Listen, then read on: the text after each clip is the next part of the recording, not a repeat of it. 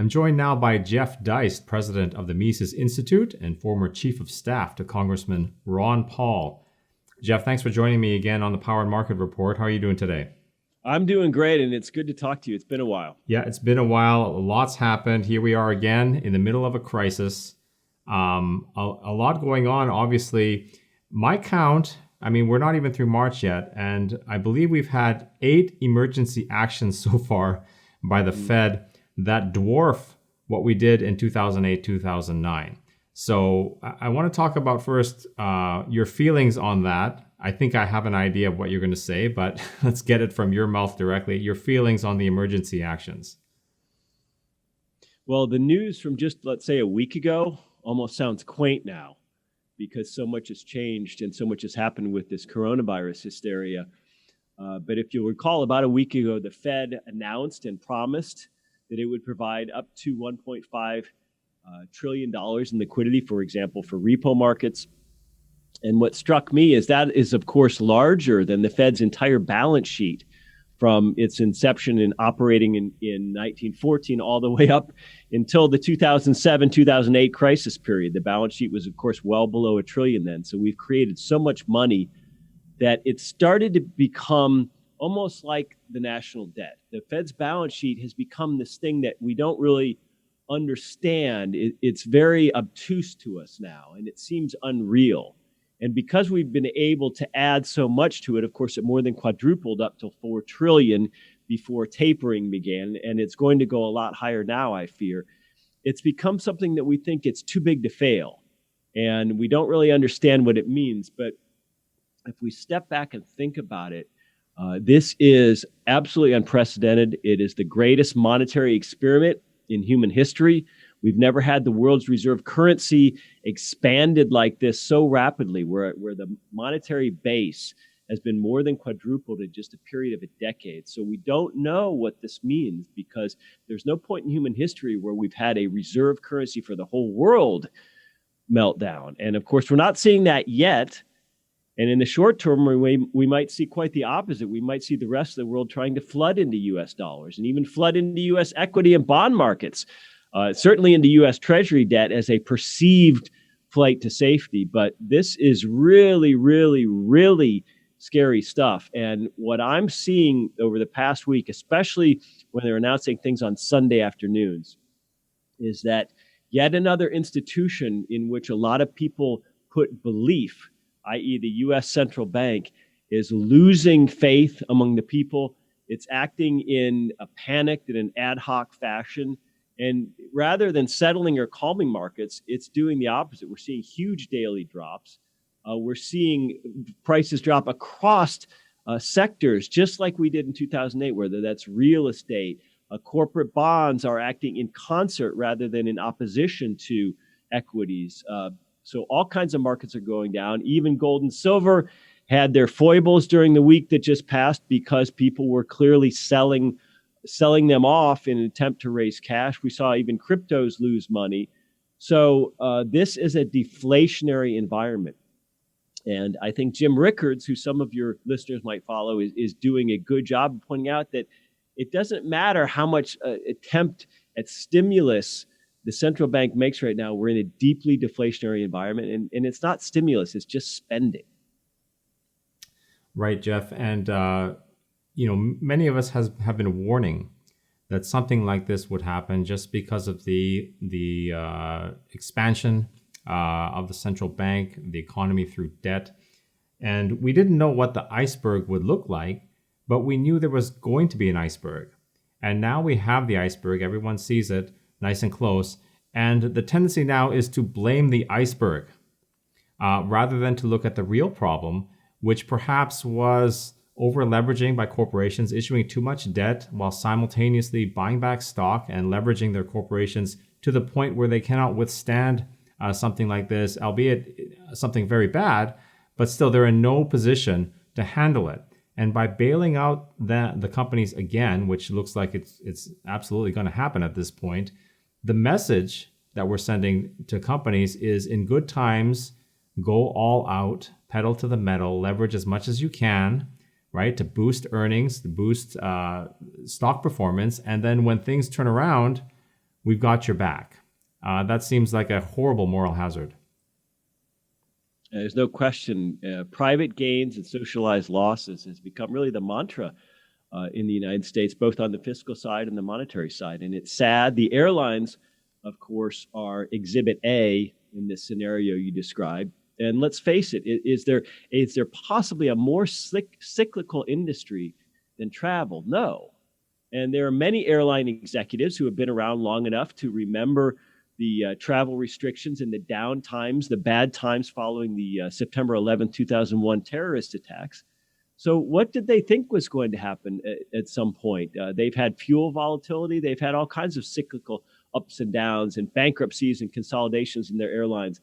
Now, if we didn't have governments and central banks attempting to smooth all this out, what would a prudent airline official do? Well, he or she might try to have more working capital than, let's say, companies in other industries. And so this is clearly a huge mistake. Is the coronavirus the iceberg that the ship has run into, or is it really just the straw that broke the camel's back? What I fear is that it's going to be used by an awful lot of industries, by an awful lot of central bankers as an excuse for what they had to do anyway, which is clean up the mess they've made. And the mess that you describe is leverage. There's more debt in the worldwide economy, far more debt than there was in 2008 during the last crash. And I mean sovereign debt, corporate debt, individual and household debt, debt at every level. So we never did away with all the restructuring or the bankruptcy or all the things that should have happened. We should have found new owners for those banks and companies and airlines back in 2008, rather than effectively recapitalizing them. And in some senses, we literally recapitalized them through bailout bills like the TARP bill that bailed out AIG, the insurance giant, for example. And in many other ways, we effectively recapitalized them with regard to commercial banks, which QE, which was trading very, very liquid Fed reserves for Treasury holdings and for mortgage-backed securities, is how we effectively recapitalized banks. And now, according to what the Fed is saying this week, it appears we're set to do that for municipal bonds, for commercial paper, for money market mutual funds. So the spigot is on, and it's all just, from my perspective anyway, a desperate attempt, a Hail Mary to kick the can down the road and not deal with our problems. And look, you and I both have children. I would much rather go through a difficult period of bankruptcy and restructuring, a painful period of 6 months or a year or even 5 years, than saddle my kids with an even bigger bubble. So this horrifies me. It saddens me and embarrasses me as an American, but I think it's all the result of just vast economic ignorance in this country, that we let central bankers and politicians get away with this stuff. Yeah, and we're letting them get away with it again. You make an excellent point, doing things that they were probably going to do anyway or wanted to do anyway, but this gives them the excuse. Boeing was in big trouble because of the 737 MAX. The airlines were in trouble because they weren't receiving their deliveries of the aircraft, and we're going to have trouble meeting the peak demand. And this bailout, which is going to be huge. Think about this bailout, Jeff. It's so bad that Nikki Haley doesn't even want to be a part of it, stepping down from the board. I mean, how grotesque does this thing have to be for her to step away? It must be really bad. They're going to end up calling it something like the China virus bailout, but you could have called it the planes falling out of the sky bailout, because they were going to need one anyway. Well, Boeing's really fascinating because, of course, they've always been intertwined with and connected with the U.S. federal government.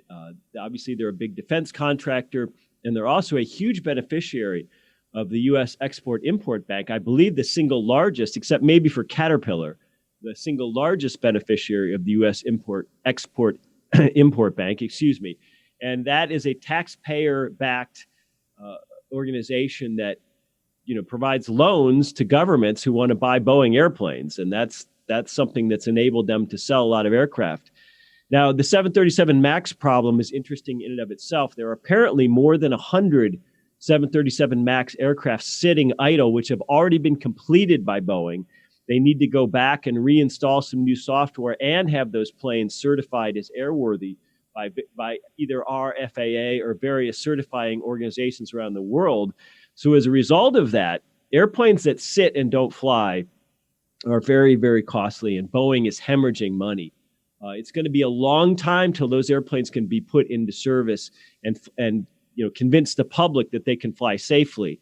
But now the travel downturn, which is about to begin because of this coronavirus, or the travel downturn, which is already in effect because of this coronavirus, I think is an absolute death knell for Boeing under any sort of rational market circumstance. But what we're going to do is almost treat Boeing as a subsidiary of the U.S. government.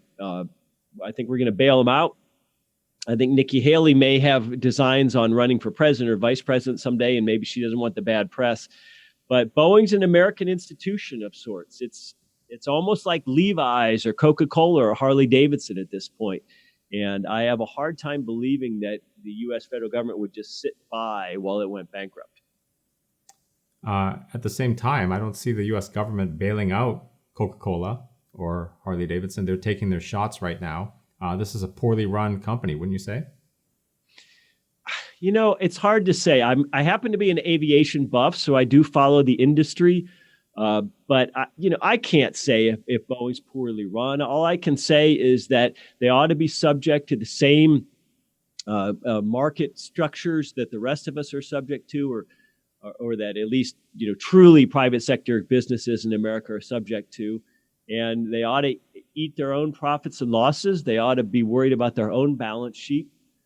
And if they need to raise cash, they ought to sell airplanes. And if they need to sell them at below cost, then they ought to do so. That's what private businesses do all the time with unsold inventory. It's just when it's a $5 item that they're forced to sell for $3, we don't read about it in the paper. And they're not building something that sells to the U.S. government and sells to lots of other governments who are our pals. So that's another big difference. And it's also a huge company which employs a lot of people, a lot of very technical people in well-paid jobs. Obviously, it's very important to the Seattle economy. It's very important to the Chicago economy. It's very important to the airlines. We all ride on Boeing aircraft all the time. So, we've made quite a mess by subsidizing, in effect, Boeing and weaving it into our daily lives to a point where we are dependent on Boeing aircraft to fly around. And we're dependent on Boeing maintenance to fly around. So this is the tangled web that government weaves. Well, I mean, what's the best that we can do at this point? They're going to be considered part of the national security interest. What about splitting Boeing into a government agencies like NASA, and then splitting off a private division for private enterprise, consumer travel. And look, in a bankruptcy scenario, that might be exactly what you see. Boeing exists. It has all kinds of facilities. It has all kinds of aircraft. It has all kinds of labor and contracts and other things. And that company would continue to exist, except it would have different owners. And certain owners might want to buy or sell certain parts of it and break it up. That's what bankruptcy and liquidation and workout looks like. So we can't know. But what we do know is that we want people to have skin in the game. And the people who would really have skin in the game are people who were buying Boeing out of bankruptcy or insolvency. So let them anticipate and put their own capital and their own futures into this, not American taxpayers. So a big part of this is obviously political, Jeff. You were chief of staff for Congressman Ron Paul for some time. I'm curious what kind of discussions are going on. They're throwing around numbers in the trillions. Ray Dalio thinks the losses to business will be, I think, above $4 trillion. So they have $1 trillion they're talking about, but it's going to go up. What kind of fights are going on in terms of vying for all of this money that's going to come out of Washington? Well, it must be fascinating to be there. And the question, of course, is who gets bailed out and who decides? That's always the question.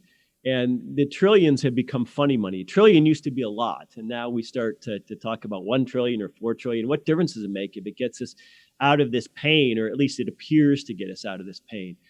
There's some fascinating sections in David Stockman's book, The Great Deformation, which really describe the days and weeks following the Lehman Brothers collapse and some of the decisions and the inside baseball on who got bailed out. Now, the players and actors have changed now. We don't have Hank Paulson anymore. We don't have some of the same companies involved, but I suspect it's going to look very much like that. And Stockman makes a great argument that the Wall Street contagion during the 2008 meltdown would not necessarily have spread to Main Street. And some of our friends on the left, great progressives like Nomi Prinz, who are critics of the Fed, argue that if we're going to have these bailouts, they ought to be targeted really at individuals and families. In other words, it may have been, in a sense, far better to simply pay everybody's mortgage back in 2008 than to have bailed out all the banks who hold the mortgages. So these decisions are inherently political. They're generally not economic because it's all about expediency and calming the public and winning votes. It's not about what's best for everyone in the long term. And what we're going to experience is really the point that Bastiat made about the seen and the unseen. And of course, he made that several hundred years ago now. But the question is, not what's right in front of us. The airlines are in trouble, so we give them $1 trillion. And what's right in front of our faces, we see, hey, the airlines keep operating and things kind of go back to normal for flying. And we say, well, that $1 trillion bailout worked. Well, that's what we see right in front of us. But what we don't see is what that $1 trillion of new money and credit creation means for everybody else over the long term. And what I would argue is that it means the devaluation of our savings and our dollars and our purchasing power over the long term. So money is never neutral. When you create new money and new credit, it benefits some people at the expense of other people. And this is a great topic for people of all political stripes to get together on and say, hey, from what we can see, this mostly benefits elites or people who are closest to the money and credit spigots. It doesn't do much for average people. So this isn't a conservative or a liberal issue. It's a great crossover issue. But, we're kind of shouting in a wind tunnel right now when things are down, when things are weird, when things are ugly. The American people really clamor for safety. Government provided or central bank provided safety. And that's probably the biggest danger in our society. It's not this virus. It's a mind virus of complacency and complicity. We want government to be our savior, and we're going to get it good and hard. Yeah, and I'm looking forward to some of the great books that are going to be written by our friends like Nomi Prinz and David Stockman. You point to some very important long-term consequences that are going to arise from this. In terms of dollar debasement and whatnot. But there are also short-term immediate consequences. And one of them is the government is going to hold people in their current positions, in their jobs, keep the labor force frozen where it is, while at the same time, companies like Amazon and Walmart and Domino's Pizza and those people are trying to hire to meet the new demand of the shifting economy. They're actually hurting us more than they're helping us. It's absolutely bizarre to think about these restrictions on capital, human and otherwise, which are being implemented, and literally almost a form of martial law in America, where people, for example, in California, are not allowed to go out of their houses and go about their business unless it's somehow deemed necessary. This is a strange time in America. If you look at Publix supermarkets, which is one of the largest employee-owned companies in all of the United States. And I believe it is the single largest private employer in the state of Florida, for example, where it's based. I have a Publix supermarket near my home.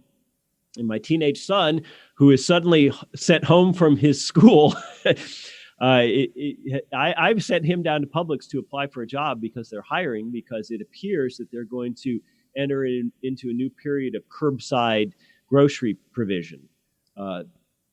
So no matter what government does, individuals and employees will try to go around or through or over or under these new restrictions and regulations. And my God, especially when it comes to groceries, you're telling everybody to stay home. The restaurants are closed. Well, people have to eat. So grocery stores, Amazon, all of these providers might become absolutely critical lifelines if we allow this thing to continue to unroll the way we're doing right now. Some of your listeners may recall Neil Stephenson's great sci-fi book, Snow Crash, where you had private providers of everything, like Uncle Enzo's Cosa Nostra Pizza. And so I recommend that book. It's a kind of a tongue-in-cheek book, but it's weirdly starting to become reality. All right, I was going to ask one more question, but instead I want to end on that positive note, and that is the market and entrepreneurs moving, adapting, and making our lives better than they would be otherwise. Thank you very much for joining me, Jeff. Please follow Jeff at the Mises Institute. You can go to mises.org. You can follow him on Twitter at Jeff Deist, or the Mises Institute on Twitter at Mises, MISES. Jeff, thanks for coming on the show, and I want to invite you to come on anytime to talk about what's going on. Looks like we're going to have a crazy ride for the next couple of months. Well, thank you so much.